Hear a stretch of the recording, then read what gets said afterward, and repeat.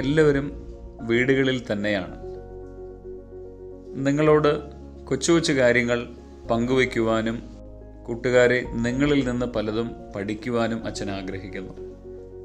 ഇന്ന് നിങ്ങൾക്ക് അച്ഛൻ നൽകുവാൻ പോകുന്ന നിങ്ങൾക്കറിയാവുന്നതും എന്നാൽ നിങ്ങളിൽ ചിലർക്കെങ്കിലും അറിയാത്തതുമായ ഒരു കാര്യം നിങ്ങൾ ശ്രദ്ധിക്കുവാൻ തക്കവണ്ണം ഒരു ഓർമ്മപ്പെടുത്തലാണ് അച്ഛൻ നൽകുന്നത്. എന്താണ് ആ കാര്യമെന്നല്ലേ? അച്ഛൻ നൽകുന്ന പാഠമെന്നുള്ളത് നമ്മുടെ ശരീരത്തിൽ അല്ലെങ്കിൽ നമ്മുടെ മനസ്സിൽ ഒരു ഘടികാരം ഉണ്ട് എന്നുള്ളതാണ്. പലപ്പോഴും കുഞ്ഞുങ്ങൾ ശ്രദ്ധിച്ചിട്ടുണ്ടാകും, നമ്മുടെ പ്രായമുള്ള അപ്പച്ചനും അമ്മച്ചിക്കും അവർക്ക് അലാം കൊടുക്കേണ്ട കാര്യമില്ലായിരുന്നു. അല്ലാതെ തന്നെ അവർ രാവിലെ അവർ പറയുന്ന സമയത്ത് തന്നെ ഉണർന്ന് പള്ളിയിൽ പോവുകയും അവരുടെ കാര്യങ്ങളൊക്കെ ക്രമീകരിക്കുകയും ചെയ്തിരുന്നു.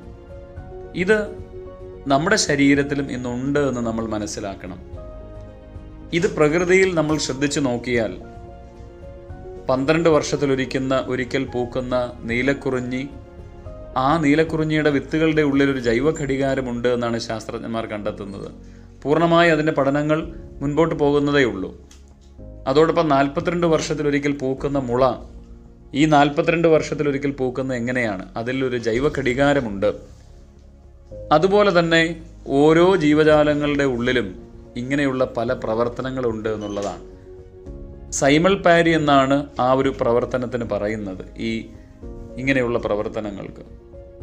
അപ്പോൾ ഇവിടെ എനിക്ക് കുഞ്ഞുങ്ങളോട് മക്കളുമാരോട് പറയാനുള്ളത്, നമ്മൾ നമ്മുടെ വീട്ടിലുള്ള പപ്പായും അമ്മയും വിളിച്ചുണർത്താതെ മുതിർന്നു വരുന്നതിനനുസരിച്ച് കുഞ്ഞുങ്ങൾക്കും പരിശീലിക്കാം. രാവിലെ 6 മണിക്ക് എനിക്ക് എഴുന്നേൽക്കണമെന്ന് ഉറങ്ങാൻ കിടക്കുന്നതിന് മുൻപ് മനസ്സിനോട് പറയുക.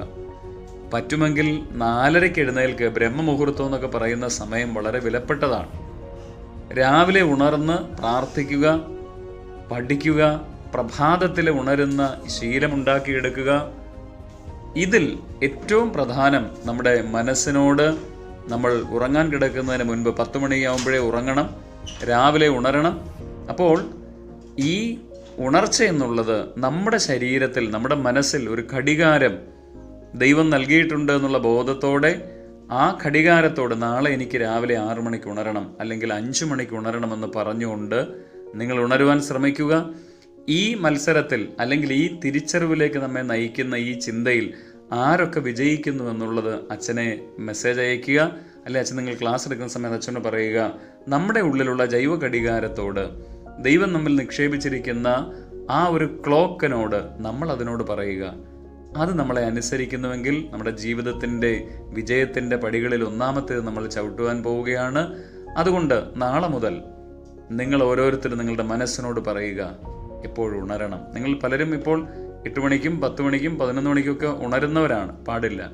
രാവിലെ 5 മണിക്ക് ഉണരാൻ കഴിയുന്നെങ്കിൽ ഏറ്റവും നല്ലത്. 5:30 അങ്ങനെ, 6 മണിയെങ്കിൽ അങ്ങനെ, അതിനപ്പുറത്തേക്ക് ഒരിക്കലും പോകരുത്. അതുകൊണ്ട് നിങ്ങളുടെ ഘടികാരം നിങ്ങൾ സെറ്റ് ചെയ്യുക. ഇതിൽ വിജയിക്കുന്നവർ അച്ഛനോട് ഈ കാര്യങ്ങൾ സംസാരിക്കുക. എല്ലാവരും വിജയിക്കട്ടെ എന്ന് അച്ഛൻ ആശംസിക്കുകയും ചെയ്യുന്നു.